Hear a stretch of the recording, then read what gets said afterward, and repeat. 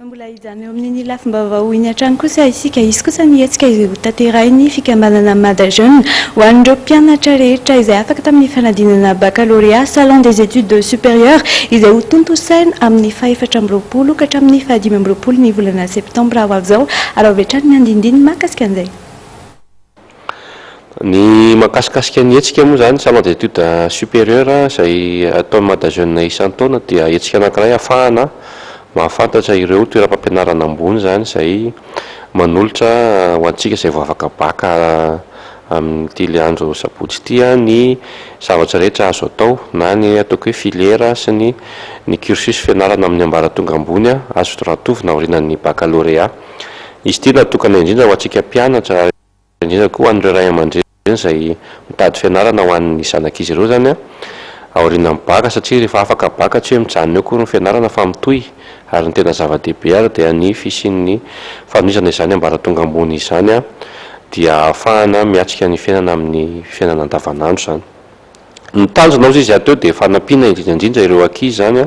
izay mitady satria raha antsika mahafantatra fa be da be dia maro be tokoa ireo fianarana ambaratonga ambony misy eto amintsika amin'izao fotoana izao. Mareko aloha fa tia misehatra tsy miankina zany no isian'ny fikarakarana itony salon des études supérieures izay atao Mada Jeune ity efa nandritra ny 12 taona izao. Faharoa ihany koa fanampiana ireo fianarana izay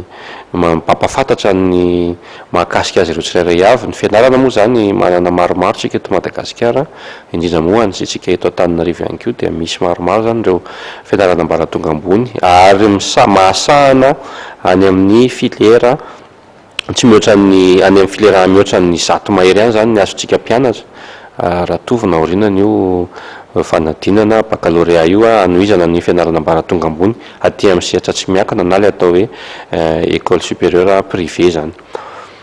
Ny cible amin'ny salon dia ireo mpianatra rehetra tsy akanavaka izay vao afaka baccalauréat teo ary ity dia marihako foana isaky ny isan-taona fa na ihany koa atsika izay any amin'ny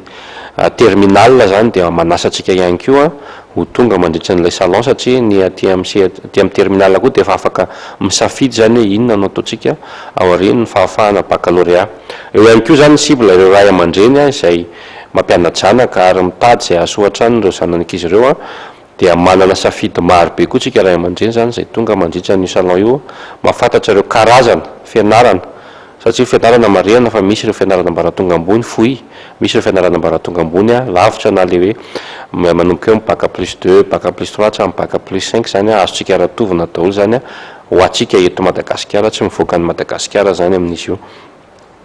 Ny salon des études supérieures andehan'ny faharoa ambin'ny folo amin'ity taona 2024 ity dia ho tanterahana etsy amin'ny palais des sports ny 4 amby roapolo sy ny 5 amby roapolo septambra ho avy zao zany hoe lakamisy zoma ho avy io izay manomboka amin'ny 6 ora maraina ary tsy mifarana raha tsy amin'ny 5 ora hariva. No mareko teo fa fianarana ambaratonga ambony 50 mahery ny ao anatina stand 20 eo ary ahafahan'ny ankizy zany mahafantatra filiera mihoatra ny zato any amin'ny filiera izay efa mahazatra antsika hatramin'izay tahaka ny hoe gestion sy ny management isan-karazany fa ho avy koa ny filiera maro isan-karazany anisan'izany zao vaovao amin'ity taona ity ny travailleurs sociaux ny resaka développement rural sy ny maro isan-karazany zany. Ny vidim-pidirana zany amin'izy io dia 2 ariary azafady 10 ariary ny vidim-pidirana ary manankira zao anatin'ny ray andro zany.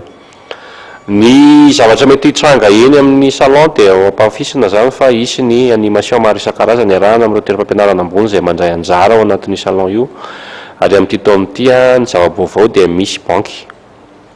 anankiray miara-miasa aminay miara-miasa Mada Jeune izay ampahafantatra ny fa azontsika atao azontsika tanora atao atsika bachelier atsika étudiant ny manokatra compte zany amin'ireny banky ireny fa tsy voatery hoe tsy maintsy miasa foana